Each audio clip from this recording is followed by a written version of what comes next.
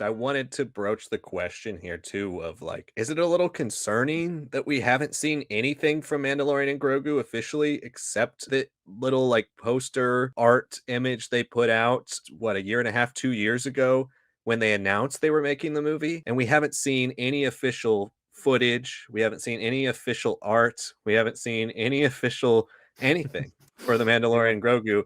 And yet we've gotten two stills. We have gotten a full cast announcement for Starfighter, which comes out in 2 years. I'm wondering what you guys think out there, and I'm gonna, pass the question over to you next. And like, why have we not seen anything from Mandalorian and Grogu? And I feel like that's a movie. I mean, I was adamant when we had Star Wars Celebration 5 months ago that we were getting a trailer for Mandalorian and Grogu because that's our first Star Wars film back in theaters for the first time since 2019, and we left off on kind of a sour note. You saw box office declining through each of the three Star Wars mainline films, episode 7, 8, and 9, even though they all made $1 billion. Your first movie back is an adaptation of a TV show, and most people know it only as a TV show, and a lot of people have no idea this movie's even coming out. They either have extreme confidence that Mandalorian and Grogu is going to do well just because it's Mandalorian, and they're expecting the iconography of the Mandalorian and the names of Pedro Pascal and Dave Filoni and John Favreau and Sigourney Weaver to sell the entire product, or they have some things they might be wanting to tweak and fix and change up with that film. And this one is kind of their big star-studded project that they want to get out there and start building hype for early. Now, I kind of feel more in line personally with just how smooth the Mandalorian and Grogu production seems to have gone, that this is just a project they might be a little bit more concerned about doing well at the box office. And so they're like, hey, let's start building hype 2 years early for this. Let's start getting people to know it exists, that this movie is coming with Ryan Gosling. I'm assuming it's just to use the time, the hype of production for this, but there's almost nothing for Mandalorian and Grogu. I don't know. What are your thoughts, Sonic, on that we haven't gotten really any promotion for Mandalorian and Grogu? I mean, there's so many moving pieces to that answer, honestly. But one, I think they have the sense of we want to go back to sort of the organic marketing that had worked for like the sequel era. I think they're trying to get sequel fans and the kids who grew up with that to kind of jump on board with the same way as how we were when it was 2012, 2013, first hearing about these things, first seeing these little tidbits from JJ and all that. You are essentially going to be the next step from the Rise of Skywalker. Mandalorian Grogu is a conversion. We all know that. So there's been a lot of missteps and everything. But what we've had since episode 9 for the sequels, it's pretty minimal, right? So just going back to the basics of how it worked out, then getting people reminded, like once we got these little teasers, the sequels leading into The Force Awakens, leading into The Last Jedi, people were happy, people were excited. And doing this with an actor like Gosling, who captures the internet by storm anytime you get to see him. All these little tidbits add up. This is how the hype culture of like YouTube and everything around the sequels was really like. Now there really isn't anything, right? Now it's like you have to restart the whole engine again. So I think it's totally fine for what they're doing there. Mandalorian Grogu, though, is where it's complicated, obviously, because it's like, yeah, that conversion of this TV franchise that was never really supposed to become this big, and then it just became such a big rebuttal to how people were feeling by the end of The Rise of Skywalker. They weren't ready for that. And you can feel that by the time Book of Boba Fett rolls around and what comes off afterwards. So maybe they're trying to go back to like not having anything known about this stuff, right? Maybe they're just super confident. Maybe they're still working on things because it's more heavily done on the volume. I do totally believe that they're trying to do a little bit more of this organic viral marketing method of there was a trailer release for this, but you can only see it in theaters because I went and saw Avatar: The Way of Water. Or not The Way of Water, Fire and Ash, right? I think that's for sure gonna happen. It would be really nice if they could attach it super earlier on, like, but I think yeah, Tron could be the place. Tron is the one that people have been talking about recently for sure, right? So maybe that's what they're trying to do. I know we got the Odyssey trailer when it first came out a couple months ago, and people are like, "Oh man, it's not anywhere online for like 3-4 weeks at minimum, and I want to see that, especially because it's fully shot in IMAX." I think it worked. It got people interested to just come and see the trailer, right? I mean, Star Wars has a history with that.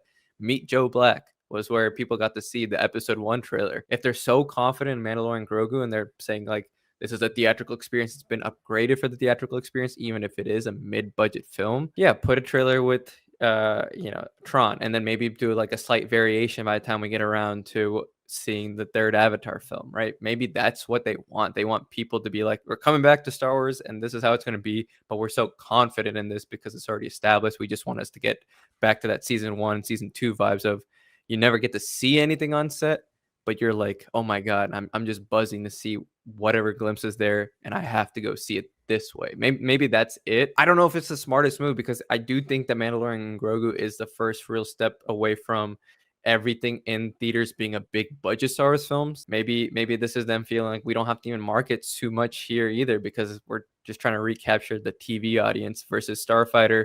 We're trying to capture a general audience. I mean, I get all that, and I think they're doing a great job with Starfighter. Like, regardless, none of this is a mistake for Starfighter. This is only going to help the film, and I think they're doing a great job starting to build that hype, starting to build that awareness around this project. And like I said earlier, like the James Gunn effect of just personalizing a little bit with filmmakers. It's not something you've seen a lot with Star Wars. And James Gunn was posting Superman stills, behind the scenes stuff well over a year before the movie came out. So this is 2 years almost before this movie comes out. It's not a bad idea to get it in people's minds, get it on the promotional cycle. I think if they don't do something like you were saying with the timed exclusivity drop for a trailer for Mandalorian and Grogu for one of their upcoming movies, that's when I'm gonna start second guessing. And if there's not a trailer out by Avatar Fire and Ash, that's gonna be extremely concerning. That's gonna be over 6 months from when the movie's coming out and we won't have had a trailer. That's like Solo level, marketing, where we didn't Yeah, get we don't marketing need for that. Solo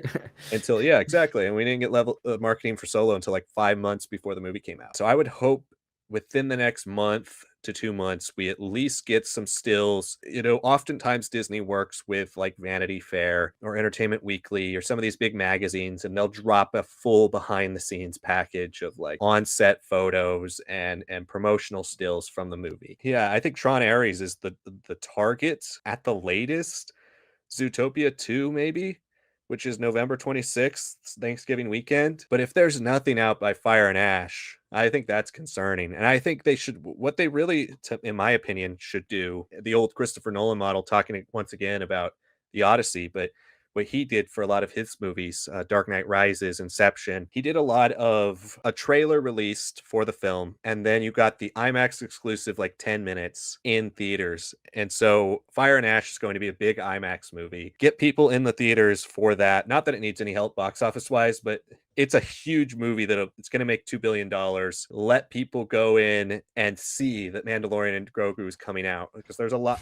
Avatar's the weird franchise that doesn't have this like hardcore fan base, but everybody goes and watches it still. So you're going to have the perfect group of people there, bunch of people who just like movies or like to go to these big event films, and might go and say, hey, we get the whole Walker scene that we've seen multiple times in the trailer in the snow with the snow troopers. Like, we get 5 minutes of that scene plus the rest of the teaser. I think if they do that, that would be a good start to the marketing for this film. The fact that we've seen 2 behind the scenes images of a movie that doesn't come out for almost 2 years, and we haven't seen any for Mandalorian Grogu, is to me a little telling. But what do you guys think? Let us know. Hello there, Star Wars Lads fans. Thank you so much for watching this video. This was actually a clip from one of our live streams and Q&As. So if you'd like to join us every single Tuesday around 7:30 p.m. Pacific time, make sure you join us. It'll allow you to ask a question that might be turned into a video. Hopefully you join us. Thank you so much for watching. Make sure you like the video, subscribe to the channel, and comment below all of your thoughts on this clip.